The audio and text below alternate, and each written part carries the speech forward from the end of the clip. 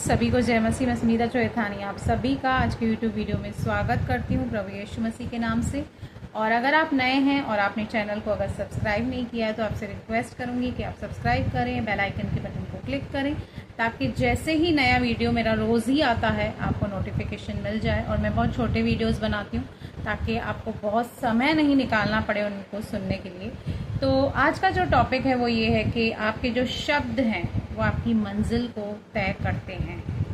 जी हाँ, प्रभु यीशु मसीह ने कहा कि शब्दों से तुम्हारा न्याय होगा और अपने शब्दों ही के द्वारा तुम धर्मी या अधर्मी ठहरोगे और हर एक अपशब्द का तुम्हें एक दिन परमेश्वर के आगे लेखा देना होगा। और आज हम इस समय में या इस युग में रह रहे हैं जहाँ पर लोग शब्दों के साथ खेलते हैं, जगलरी ऑफ वर्ड्स।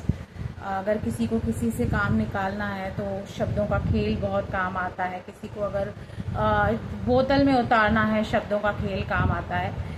तो ये स्पेशली उन लोगों के लिए है जिन्हें लगता है कि वो बहुत ज़्यादा शब्दों में माहिर हैं, अपने शब्दों के द्वारा किसी को भी किसी भी बात के लिए कन्विंस कर सकते हैं या अपने फ़ायदे के लिए किसी को भी मिसयूज़ कर सकते हैं। तो मुझे लगता है कि सबसे ज़्यादा विश्वासी अगर पाप करते हैं तो प्रैक्टिकली में भी नहीं भी करें हम, बट शब्दों के द्वारा तो डेफिनेटली हम रोज़मर्रा की लाइफ में लगभग रोज़ ही पाप करते ही हैं।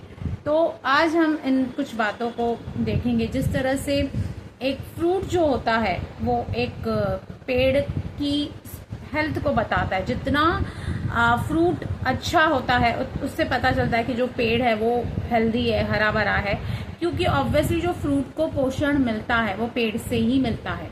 तो एक फ्रूट जो है वो रिवील करता है the health of the plant. उसी तरह जो आपके शब्द हैं वो आपकी स्पिरिचुअल हेल्थ क्या है, आप आत्मिक रीति से किस पायदान पर हैं, वो आपके बारे में क्लियर कट में दर्शाता है।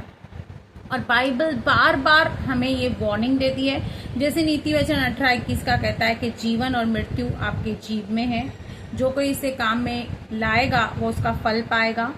और बाइबल ये भी कहते हैं कि जो कोई अच्छे दिन देखना चाहता है वो जीभ को लगाम दे।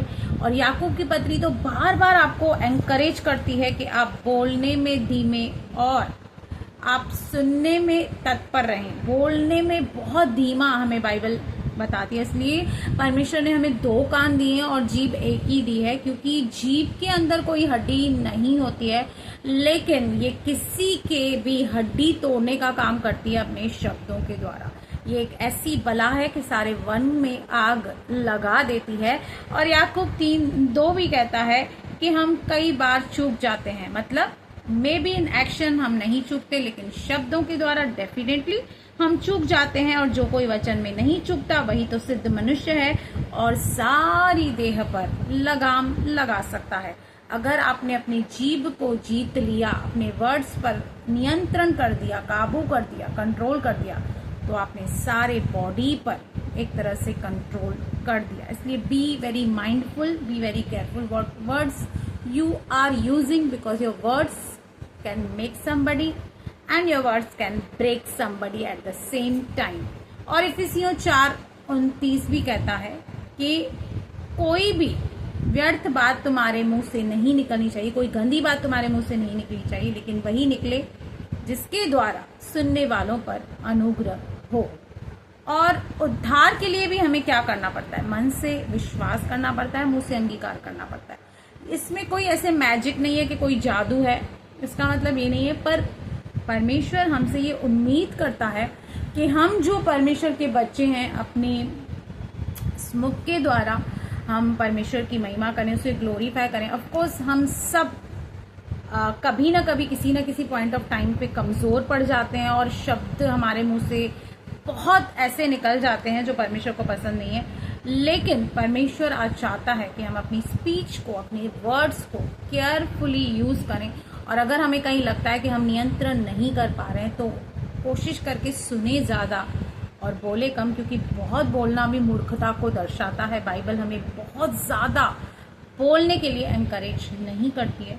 तो आज आप अपने रोज़मर्रा की लाइफ में अपने बच्चों के लिए, अपनी फैमिली के लिए, हस्बैंड के लिए क्या वर्ड्स कन्फेस करते हैं, ये आपकी डेस्टिनी को डिसाइड करता है। ये डिसाइड करेगा कि आप स्वर्ग जाएंगे या नरक जाएंगे। बेशक आप कितने भी आत्मिक हो सकते हैं, आप अच्छे सेवक भी हो सकते हैं, पर अगर आप अपने शब्दों से चूक रहे हैं तो हो सकता है आगे चल के आपको उस न्याय के दिन शायद शर्मिंदा होना पड़े। आपकी क्या राय है ये प्लीज़ मुझे कमेंट में ज़रूर बताइए। God bless you.